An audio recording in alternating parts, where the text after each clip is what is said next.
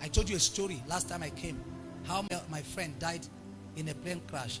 And I had to go back to go and revisit my Christianity. I accepted that I wasn't born again.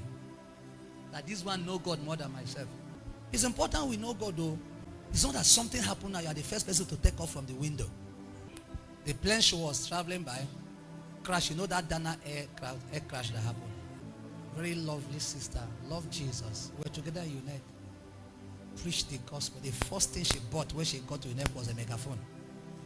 7,500. I never forgot it. We spoke about how we're going to travel to nations and preach the gospel. Our life was sacrificed to Jesus. And she got scholarship to do her master's in Atlanta. She was going for a conference just 2 months before she would travel. She was going from Abuja to Lagos, right? And that plane crashed. The plane crashed on top of a roof before it exploded. But you know now that when plane crash land like that, the next thing is explosion. So she already knew there was going to be explosion. And there were records that came out of that place. You see that people were shouting, crying and screaming. And there were some pastors that were trying to lead people to Christ. You don't want to be there. I've been there once. I think I've told the story. I've been there. It's a terrible thing. In all that aircraft, only me and Pastor Tim were quiet. It was a commotion, like the pandemonium inside the airplane was enough to crash the plane. Imagine where people are screaming and shouting and jumping up and screaming. And the plane itself is tumbling like this in the thickness of the night. And it was raining and thundering like it was a horror movie. You don't want to be there. And we're there for almost 40 minutes. I said, so probably the next few minutes I'll see Jesus. This Jesus I've been serving all this while. Wow. So what will he say to me? Do you know that when you come to the end of life, you want to know whether there was purpose to it? It's not that you are interested in hairs and makeups and accolades of men.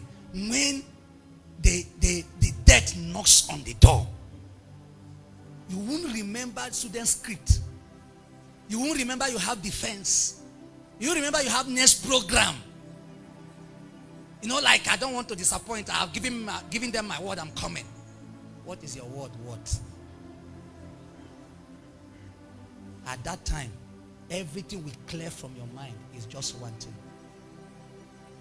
That's why dying men are wise.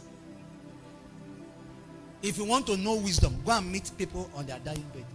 That's what they will tell you. Don't drink anything with anybody. Leave the land, leave the car. Don't quarrel. That's why the forgiveness they didn't want to ask for before, they now say, Chibuzo. For 30 years, he didn't ask for that forgiveness. But at his dying bed, he will not say, I've forgiven you. I've forgiven you. That thing you did for me is okay. And you see, so that's why if you are close around dying people like doctors, you need to be wiser than all of us. So, yes. That girl in that situation sat down inside of her seat in the aircraft and took out her phone and said to all friends,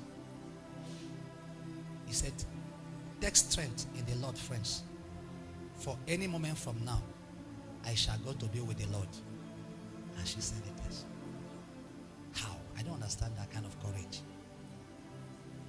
To all friends. Then she sent to her elder brother. She's her mother's handbag, the only daughter. And her father was dead. And she said, brother, any moment from now, I will go to be with the Lord. Encourage mama. She was burnt to ashes. You couldn't recognize her.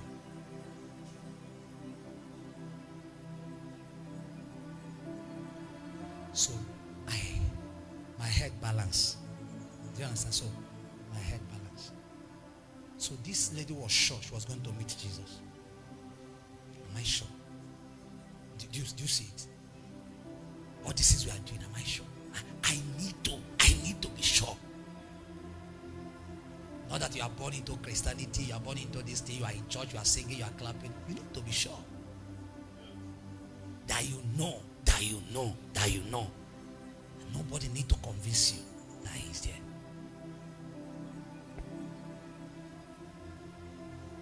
Because in the last days, there will be a lot of lying wonders. The idea is to draw you away from him. Draw you away from the faith. Take you away from him. But if you know him, you say, I know in whom I have believed, and I'm persuaded. So even when they brought prophecy that the person that owned this thing, if he dare touch Jerusalem, they will bind him and they will take him to Rome. You say, why are you crying and you are making my heart sad? You're only talking about one bound. And he said, Holy Ghost had warned me that in every city, afflictions, chains, and bounds awaits me. He said, I'm ready to pour my life out and to be poured out as an offering. What did he know? How does a man come to the point where the decision he's trying to make is, I'm caught in between two things? Which one do I choose? To depart and be at home with the Lord, or to be here? Is that all? When you hear to depart, is meant to die. How can a human being like me and you be considering death like that? Like you said, should I eat eba or rice? Which one? That's human being says, should I die or should I live? Which one should I take? Where did he get to? Where he can now say, okay, let me live a little more so I can teach more revelations. Where did Jesus get to that he will climb a horse and said, let's go to Jerusalem? And he knows what is waiting for him there is death. He said, let's go. And he's entering triumphantly, celebrating, coming to a city where he knows that his death is waiting for him.